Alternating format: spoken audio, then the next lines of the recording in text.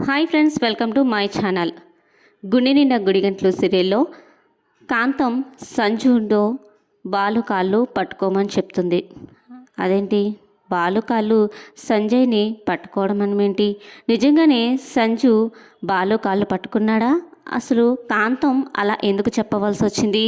అసలు సీరియల్లో ఏం జరుగుంటుంది అని తెలుసుకోవాలనుకుంటున్నారా? అయితే ఈ వీడియోని చివరిదాకా మిస్ కాకుండా చూసేయండి. అప్పుడే మీకు క్లియర్గా అర్థమవుతుంది. మీరు ఇప్పటి వరకు నా ఛానల్ని లైక్ చేయకపోతే లైక్ చేయండి, ఛానల్ని సబ్స్క్రైబ్ చేసుకోండి. శృతి అయితే కాంతాన్ని పక్కకు తీసుకువెళ్ళి మాట్లాడుతూ ఉంటుంది. కాంతం, ఏంటమ్మాయి నన్ను ఎందుకు పక్కకు తీసుకొచ్చావు? అసలు నాతో మాట్లాడాల్సిన పనేముంది అని శృతిని అడుగుద్ది. ఆగండి, ఎందుకు అంత తొందరపడతారు? నేను మిమ్మల్ని నా దగ్గర ముంచుకోనిలే, పంపించేస్తానులే అనిద్ది. ఓలే ఏంటే అనిద్ది శృతి. కాంతం షాక్ అవుతుంది. ఎవరు అంటున్నావు నువ్వు? ఇక్కడ ఇంకా ఎవరూ లేరు కదా, నేను ఒక్కదాన్నే ఉన్నాను కదా అండి. నేను ఎవరిని అనట్లేదు, నిన్నే అంటున్నాను అంటది. ఏంటి నన్ను ఓసే అంటావా? నీకెంత గుండె ధైర్యం? ఒక్క చంప మీద ఒక్కటి లాగబెట్టి ఈడ్చుకుని తీసుకెళ్తాను. నన్ను కానీ ఒలే అన్నావంటే ఒలే కాదు, అంతకు మించే అంటాను. ఇది ఎలాంటి బుద్ధో నాకు తెలియదు అనుకుంటున్నావా? దొంగ మొహం దానా, పుస్తెళ్తాడు దాచిపెట్టిన విషయం నాకు తెలియదు అనుకుంటున్నావా? నువ్వే దాచిపెట్టేసి మళ్ళీ ఎవరికీ తెలియదన్నట్టు మీనా మీద అన్ని నిందలేసావు. నువ్వు అసలు ఆడదానివేనా?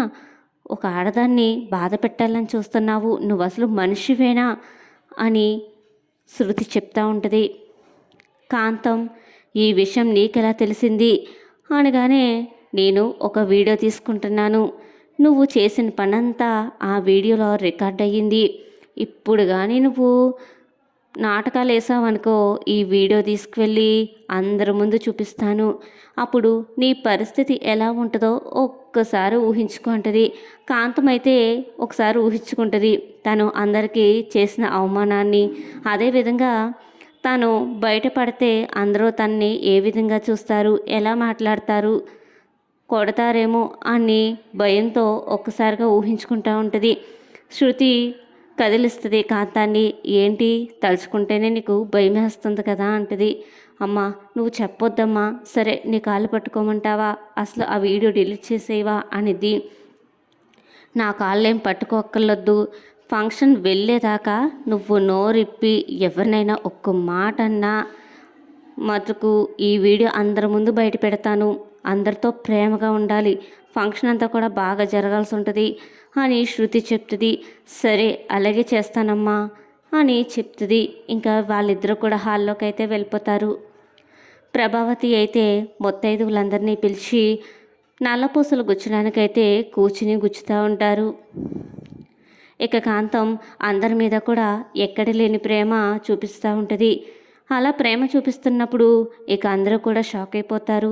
అందరికంటే ఎక్కువగా నీలకంఠం సంజు అయితే బాగా షాక్ అయిపోతారు. ఇదేంటి మా అక్క ఇలా మాట్లాడుతుంది, ఇదేంటి మా తరపున మాట్లాడాలని తీసుకొస్తే వాళ్ళ తరపున మాట్లాడి వాళ్ళని ఏదో గొప్పగా ట్రీట్ చేస్తుందేంటి అని నీలకంఠం సంజు మాట్లాడుకుంటూ ఉంటారు. తర్వాత చిన్నగా నీలకంఠం పిలుస్తాడు.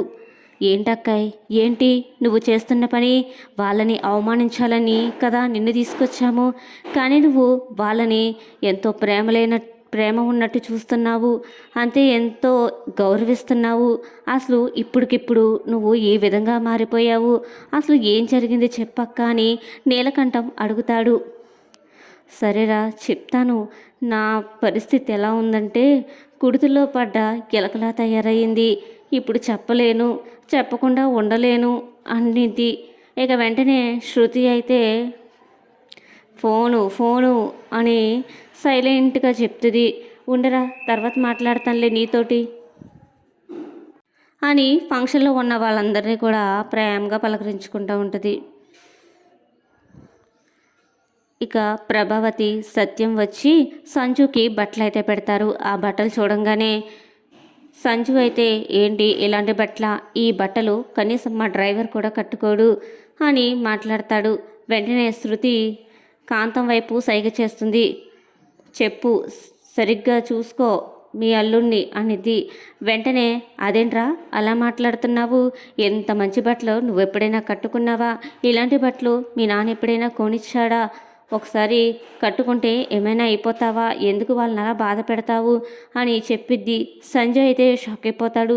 ఏంటి మా అత్తయ్య ఎలా మాట్లాడుతుంది, ఏదైనా జరుగుంటుందా అని ఆలోచిస్తానే తనకి ఇష్టం లేకపోయినా సరే ఆ బట్టలను అయితే తీసుకుంటాడు.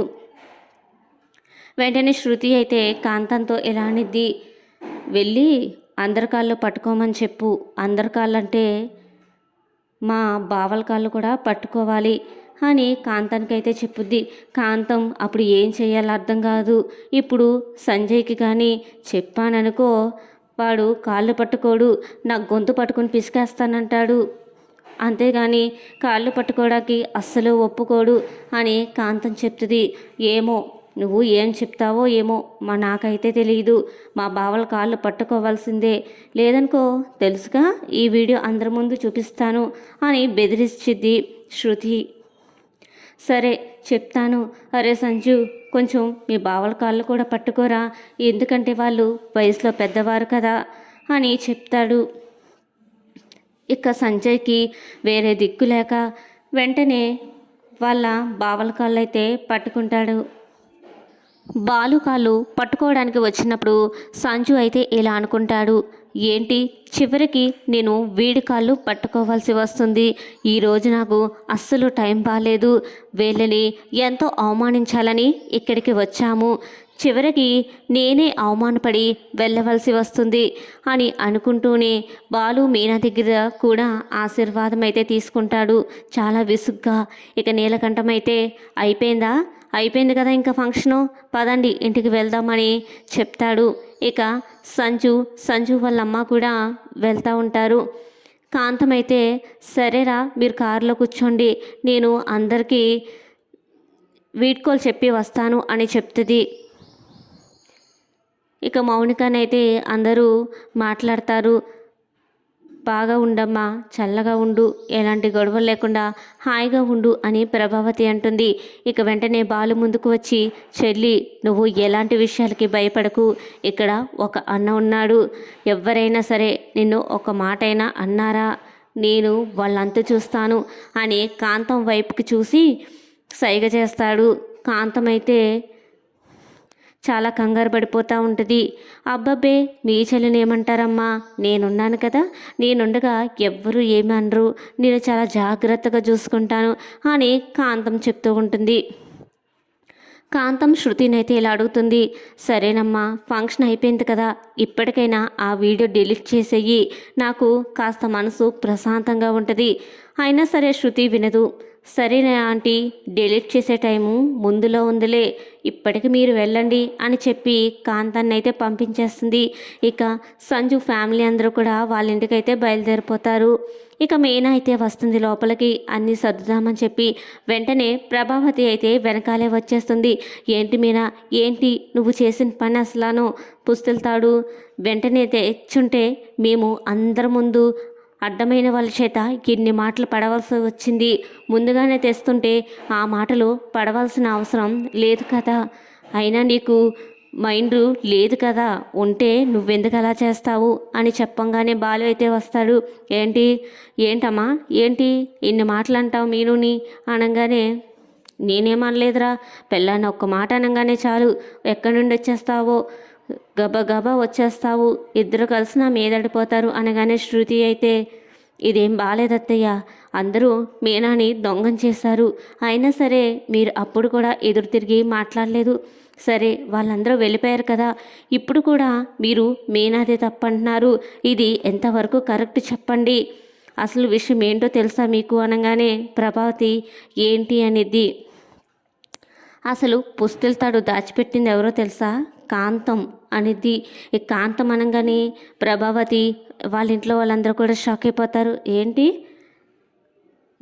ఆవిడ దాచిపెట్టిందా, అసలు ఆవిడకి దాచిపెట్టవలసిన అవసరం ఏముంది అని అనుకుంటూ ఉంటుంది. ఇంకేముంది అత్తయ్య, ఈ ఫంక్షన్ని ఎలాగైనా ఆపేద్దామని ఆవిడే దాచిపెట్టేసి ఆవిడే మీనా మీద నిందలు వేసేసి ఆవిడే ఇంత రాద్ధాంతం చేసింది అని శృతి చెప్తూ ఉంటుంది. ఇప్పటికైనా కూడా మీరు మీనాని అర్థం చేసుకోండి. ఇష్టం వచ్చినట్లు తెలిసి తెలియకుండా మాట్లాడడమే కాదు, అసలు మీనా ఎంత మంచిదనేసి కనీసం తన మనసుని అర్థం చేసుకోవడానికి ప్రయత్నించండి. తనకి ఒక మనసు ఉంటుంది కదా, తను బాధపడుతుంది కదా అని ఒక్కరు కూడా ఆలోచించడం లేదు అని మీనానైతే సపోర్ట్ చేసిద్ది శృతి. ఇదేనండి ఈరోజు సీరియల్ అయితే. ఇక తర్వాత ఎపిసోడ్లో సంజు ఇంటికి వెళ్ళి ఎలాంటి గొడవ చేసుంటాడు, అసలు ఏం జరుగుంటుంది సీరియల్లో అయితే అని తర్వాత ఎపిసోడ్లో అయితే తెలుసుకుందాం. ఈ వీడియో మీకు నచ్చితే లైక్ చేయండి, ఛానల్ని సబ్స్క్రైబ్ చేసుకోండి.